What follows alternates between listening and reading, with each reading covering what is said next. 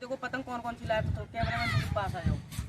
देखो एक ये भाई देखो ब्लू कलर का बहुत मस्त है ये भाई बहुत मस्त है। इसको मैं इधर रख देता हूँ। देखो ऐसे मेरे पास और डाप ही डाप लाया था, उसमें ज़्यादा नहीं लाया था। एक भाई ये रहा, एक ये रहा ब्लू कलर का। ये देखो पूरा ब्लैक है, ये देखो कितना मस्त लग रहा है।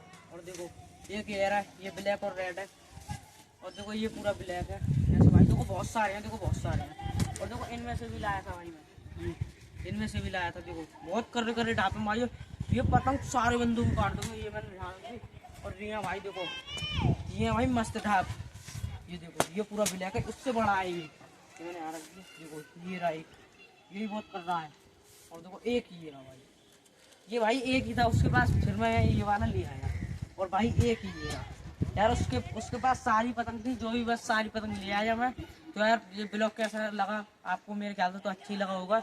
जल्दी से भाई ब्लॉग को लाइक और सब्सक्राइब कर दिए भाई। बाय बाय गाइस, मिलते हैं नेक्स्ट ब्लॉग में।